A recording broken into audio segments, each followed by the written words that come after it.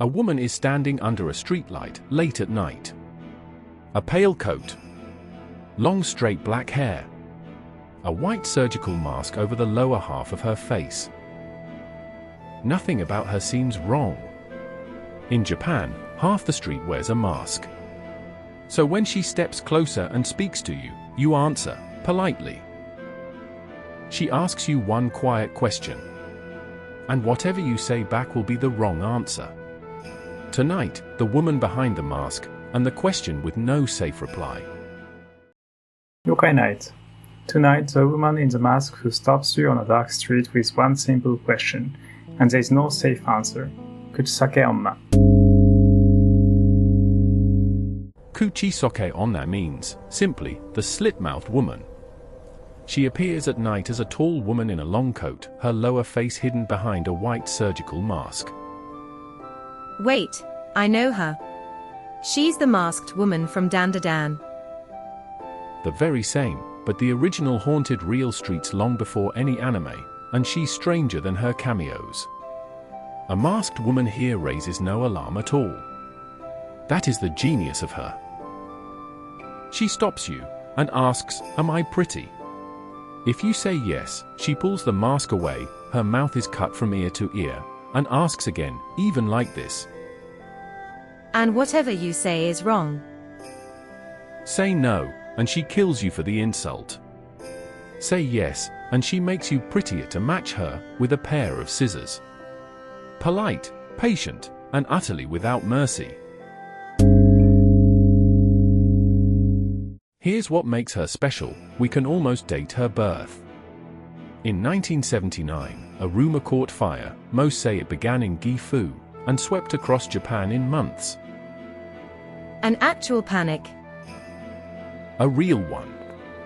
Children were escorted home in groups, some towns put police on patrol, schools warned pupils not to walk alone. A ghost story, spread by school kids, became a public safety problem. Why did it land so hard? Two customs of the time made her terrifyingly plausible.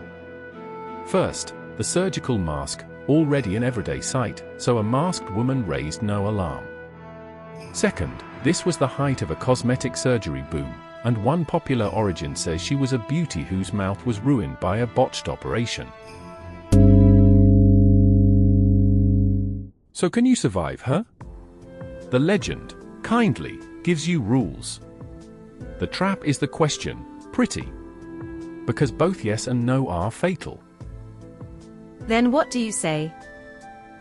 Something in between. Answer, you're average, or so-so, and she freezes, genuinely unsure what to do. That hesitation is your chance to run. Any other tricks? Children swore by them. Throw hard amber candy, Bekko-ame, and she'll stop to pick it up.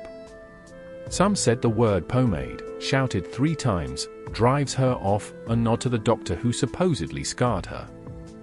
And you can't simply outrun her, she said to cross 100 meters in seconds. It sounds almost like a game, and that's exactly how it spread, as rules, traded in whispers on the walk home. The cure and the curse, in the same breath. Mutated as it traveled. In some regions she carries scissors, in others a scythe or a sickle. Her speed grows with each telling. And her origin shifts, the botched surgery, a jealous husband's blade, or a vain woman punished for her pride. Is she purely a modern invention, then? Not entirely, and here's a thought. Edo period tales already told of women whose faces split or whose mouths gaped unnaturally.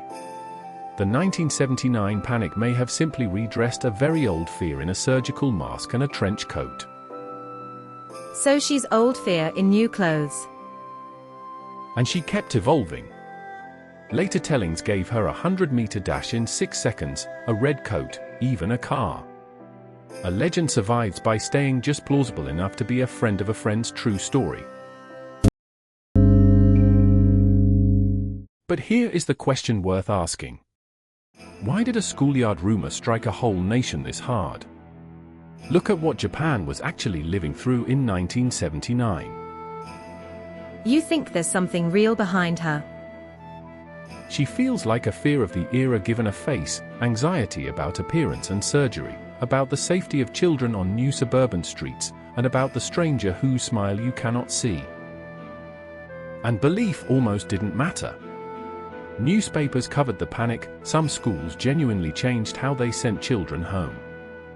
Real or not, the rumor changed behavior either way.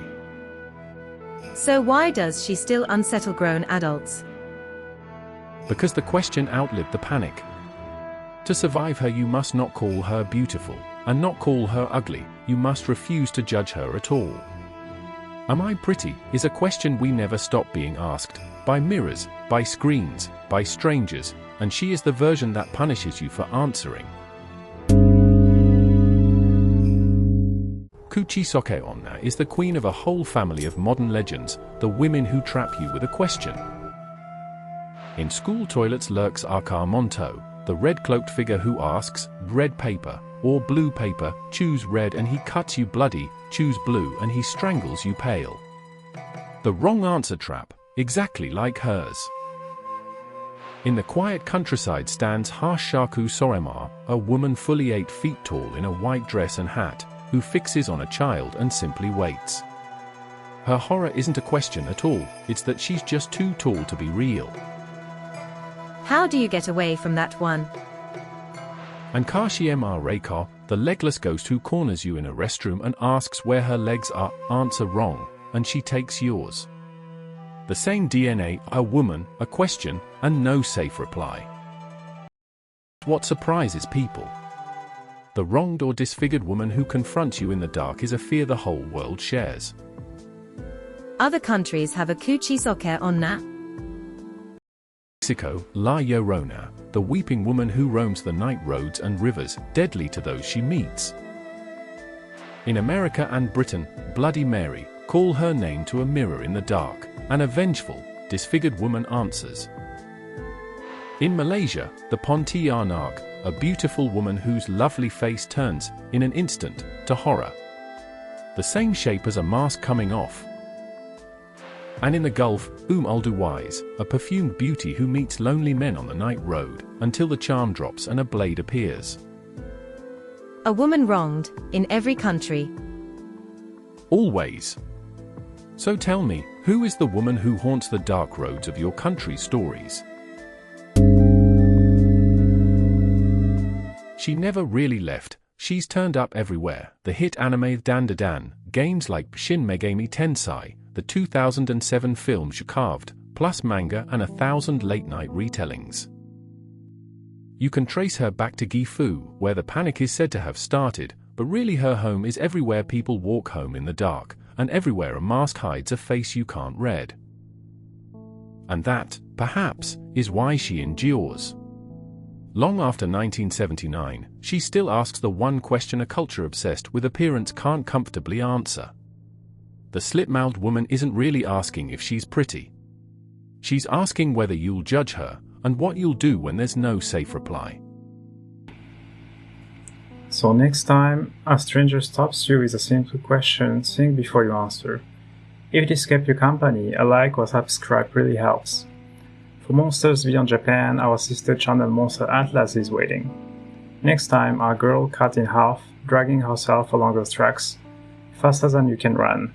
Teke. Until then, stay on the path. And if you want more monsters, our sister channel Monster Atlas explores the beasts and cryptids of the whole world.